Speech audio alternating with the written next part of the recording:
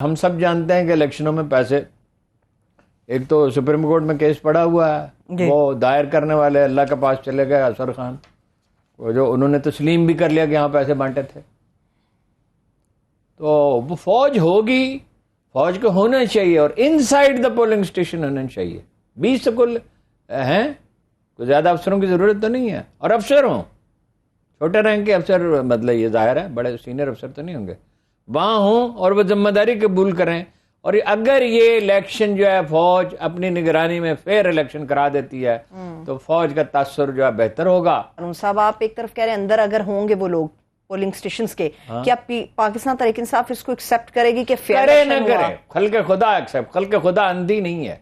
फाफन अगर कहेगी तो हम मान लेंगे, इंटरनेशनल ऑब्जर्वर्स अगर कहेंगे मान लेंगे। जिम्मेदार अखबार नवीसों में ऐसे लोग भी तो है ना जो झूठ नहीं बोलते, जो फरीक नहीं बनते, और वो अंदाजा हो जाता है सच्चाई का। सच्चाई कभी छुप तो नहीं सकती। यानी कि फ्री एंड फेयर इलेक्शन ही वाहिद हल है। जेनेरिक इंतखाबात के वाले से भी खान साहब की झूठ बहुत तेज दौड़ता है, एक प्रोवर्ब है, झूठ बहुत तेज दौड़ता है लेकिन मंजिल पे हमेशा सच पहुंचता है, चाहे देर से पहुंचे मगर पहुंच जाता है। आपने ऑब्जर्वर्स की, इंटरनेशनल ऑब्जर्वर्स की बात की अरुण साहब, खबर भी बहुत बड़ी आई है पेशावर BRT को लेकर, जिसके ऊपर इतनी तनकीद है, करप्शन है, माल बनाया, न जाने क्या कुछ हुआ, मगर WRI तो कुछ और ही कह रहे हैं अरुण साहब। हाँ, क्या WRI से? World resources institute. एक कितने 155 शहरों के कितने प्रोजेक्ट उन्होंने 260 और 260 प्रोजेक्ट्स में 5 बेस्ट प्रोग्राम्स में से एक पेशावर BRT मंसूर। इस पे अपोजिशन को भी माफी मांगनी चाहिए, हम मीडिया वालों को भी माफी मांगनी चाहिए। ये ठीक है, उसमें गलतियां हुई, यानी गलतियां क्या हुई? डिजाइन की गलतियां, उस पर एक्स्ट्रा पैसे खर्च हुए, बसें जो हैं जो वो खड़ी रही उससे खराबी पैदा हुई। वो गलतियां तो गलतियां हैं, उसको तो पॉइंट आउट किया जाए। लेकिन ये इन्होंने जो जंगला बसें बनाई थी जिसका किसी ने मुतालबा ही नहीं किया था, जिसकी जरूरत ही नहीं थी। एक इंटरनेशनल अदारा अगर ये कहता है कि दुनिया के 155 में से नहीं, 300 में से 155 शहरों में से 260 प्रोजेक्ट में 5 बेस्ट प्रोग्राम्स में से एक है। इसी तरह वो है अपना बिलियन टेरिटरी सोनामी, यानी वो अक़वाम मुत्तहिदा कहती है, बोन चैलेंज जो बुनियादी अदारा है वो कहता है ठीक है। दरख्त जो लोग गए हैं वो इसकी तस्दीक, नवाज शरीफ साहब ने एक दफा इसकी तस्दीक की, बड़ी हैरत की बात है।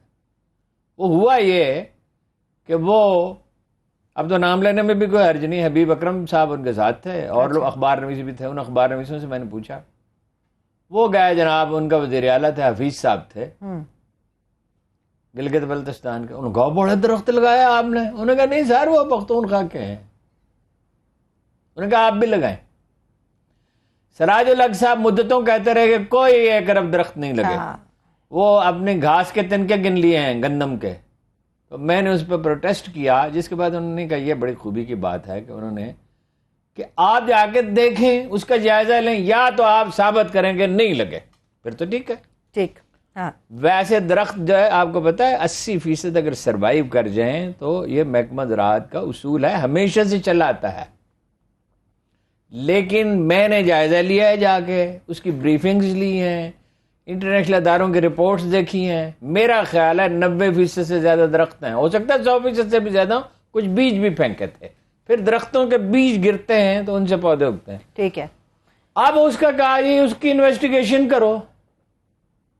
क्या ऐसी इन्वेस्टिगेशन में से निकलेगा? कुछ बेकायदगियां डेफिनेटली होंगी। सरकारी एहलकार जहां होंगे कुछ ना कुछ तो 5 लाख जॉब उससे पैदा हुई, 5 लाख। बारिशें बढ़ गई उससे, और दरख्त 10 अरब नहीं चाहिए पाकिस्तान को। पाकिस्तान 5 मुल्कों में शामिल है, पहले 10 में था, जो मौसम से सबसे ज्यादा मुतासर हो रहे हैं।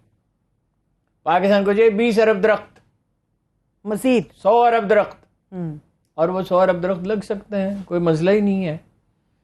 यहां से बैठे, अटक से बैठे, और आप पहुंचे अपना वहां पे जेलम तक।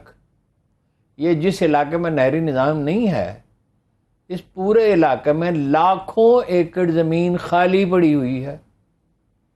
वो ज़मीन ले लें आप, ठीक है, उस पर दरख्त उगाएं, उन दरख्तों को रिप्लेस करते रहें, उसकी आमदन मालिकान को दें, कोई ना कोई उसका अरेंजमेंट हो सकता है।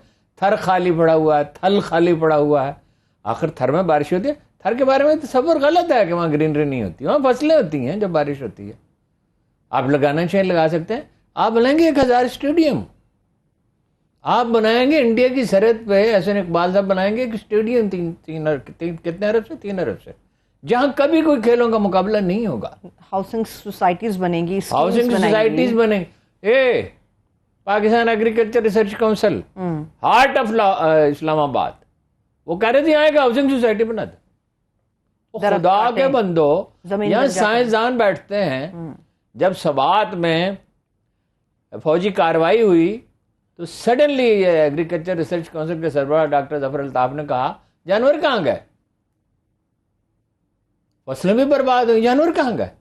तो हर किस्म के अच्छे जानवर पकड़ के लाए गए और वहां रखे गए ताकि उनकी नस्ल ही मादूम ना हो जाए। ये तरजीहात में शामिल है। ऑडिटर जनरल ऑफ पाकिस्तान से कहा गया कि वो इन्वेस्टिगेट करें इस मामले को। वो जाती तौर पर करेंगे और नायब के चेयरमैन भी कर रहे हैं।